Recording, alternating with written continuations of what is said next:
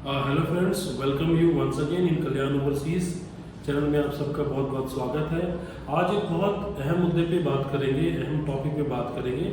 2024 अगस्त या सितंबर intake F1 visa, study visa के बारे में बात कर रहा हूँ, रिफ्यूजल्स को लेकर के। जैसा कि आंकड़ा बता रहा है, जैसा कि फिगर्स बता रहे हैं कि इस बार कई लोकेशंस पे काफ़ी ज़्यादा रिफ्यूजल देखने को मिला है।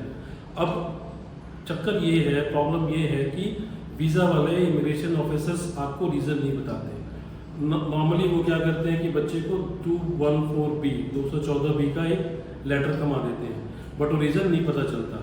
अब बच्चे को ये पता ही नहीं चल पाता कि बच्चा रिफ्यूज़ किस कारण को लेके हुआ है। क्या कारण उसका कोर्स चूज़ करना था, क्या कोर्स में कोर्स रिलेवेंसी नहीं थी, या बच्चे की फाइनेंस में कोई प्रॉब्लम थी, या बच्चे का जो एक्सपीरियंस था अगर उसने दिखाया है तो उसमें कोई इशू था, या बच्चे के कम्युनिकेशन स्किल में कोई प्रॉब्लम था।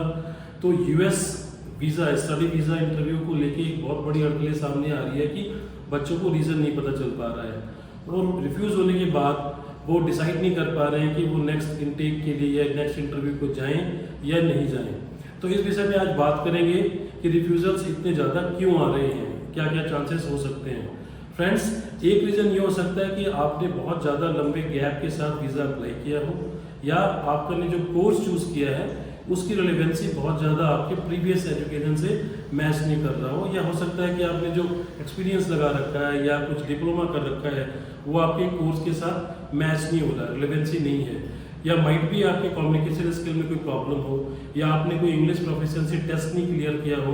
हालांकि यूएस कहता है कि आप फाइल लगा सकते हैं MOI LOR के बेस पे, और बच्चे लगाते भी हैं, वीज़ा भी आते हैं। हमें भी बहुत वीज़ा ऐसे MOI LOR केस पे आए हैं, B ग्रेड यूनिवर्सिटीज़ के भी वीज़ाज आते हैं।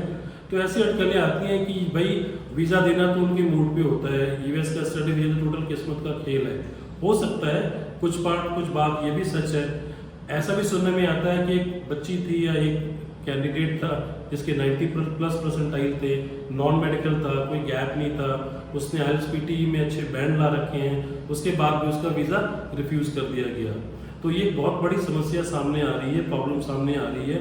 दूसरी ये कि बच्चे को डेट्स लेने में बहुत दिक्कत हुई। लाइक जो बच्चा रिफ्यूज़ कर दिए जाते हैं उनको डेट्स दोबारा लेने में बहुत प्रॉब्लम होती है, और बाई चांस अगर उनको डेट मिल भी जाता है 10-15 डेज या 1 महीने के अंदर, वो दोबारा रिफ्यूज़ कर दिए जाते हैं ये बोल के कि आप इतनी जल्दी क्यों वापस आ गए, आपको थोड़ा सा वेट करना चाहिए था, या आपने अपने प्रोफाइल में क्या चेंजेस किया है। अगर हम चेंज करके किसी को भेजते हैं, हमारे कंसल्टेंट चेंज करके भेजते हैं, तो कहते हैं कि why you have change your profile, what was wrong with your previous profile.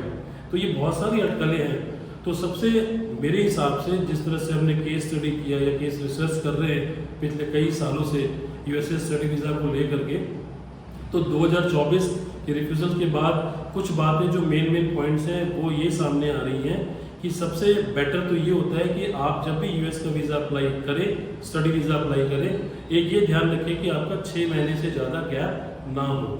दूसरी बात, अगर आप साइंस के स्टूडेंट हो तो आपके चांसेस ज़्यादा हैं। मतलब अगर आपका जो कोर्स है वो स्टेम कोर्स के अंदर आता है, मीन्स अगर आपके कोर्स के अंदर साइंस, टेक्नोलॉजी, इंजीनियरिंग या मैथ अगर ये चीज़ आता है तो भी आपके चांसेस वीज़ा के बढ़ जाते हैं। और जो 2000 जनवरी इनटेक्स के लिए बच्चे अप्लाई करना चाहते हैं वो इन चीज़ों का थोड़ा ध्यान रखें कि गैप बहुत ज़्यादा ना हो, या वो यूजी प्रोग्राम हो या मास्टर्स प्रोग्राम हो। मास्टर्स वालों को भी मैं बोलना चाहता हूँ कि मैक्सिमम टू मैक्सिमम गैप आपका 1 साल से 2 साल का हो, और आपका बिल्कुल जेन्युइन एक्सपीरियंस होना चाहिए। क्योंकि जब आपसे क्वेश्चन पूछा जाएगा कि what you have done after your graduation, तो वो आंसर्स आपको जस्टिफाई करना होता है। अगर वो आंसर आप नहीं जस्टिफाई कर पाते हो, अगर आपने कोई डेजिग्नेशन मेंशन कर रखा है, सो ही और she, I am talking about the visa officer, वो आपसे उस तरह की आंसर एक्सपेक्ट करते हैं, उस मैच्योरिटी के साथ आंसर वो एक्सपेक्ट करते हैं। अगर आप सही से आंसर देते हो तो वीज़ा भी आपका अप्रूव होता है। दूसरी बात मैं ये करना चाहता हूँ कि अगर आप जब भी वीज़ा प्रोसेस अप्लाई करो, स्टडी वीज़ा, F1 वीज़ा, तो कम से कम आप 4 महीने का टाइम लेके चलो।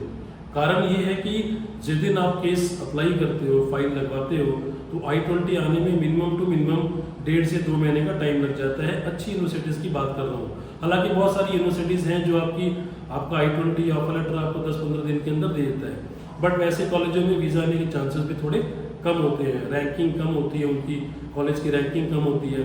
तो 4 से 4.5 महीने का टाइम बिल्कुल सही टाइम होता है, ताकि आपका I-20 बिल्कुल टाइम पे आए और आपके इंटरव्यू स्लॉट्स हम जल्द से जल्द बुक करा के दें, ताकि जिस डेट को क्लास स्टार्ट हो रहा है, जैसे फॉर एग्जांपल अगर आपका 15 जनवरी को क्लास स्टार्ट हो रहा है या 14 जनवरी को क्लास स्टार्ट हो रहा है, तो आप एटलीस्ट अपना इंटरव्यू अक्टूबर में खत्म कर लें, अक्टूबर एंड तक खत्म कर लें, और वीज़ा आने के बाद आपके पास 1.5 महीने का टाइम हो, ताकि आप फीस जमा करा सके टाइम पे, आप कॉलेज की एडवाइजरी मैनेजर का ट्रेनिंग अटेंड कर सके, और बहुत सारी लीगल फॉर्मेलिटीज होती हैं as per as your departure is concern from India to USA।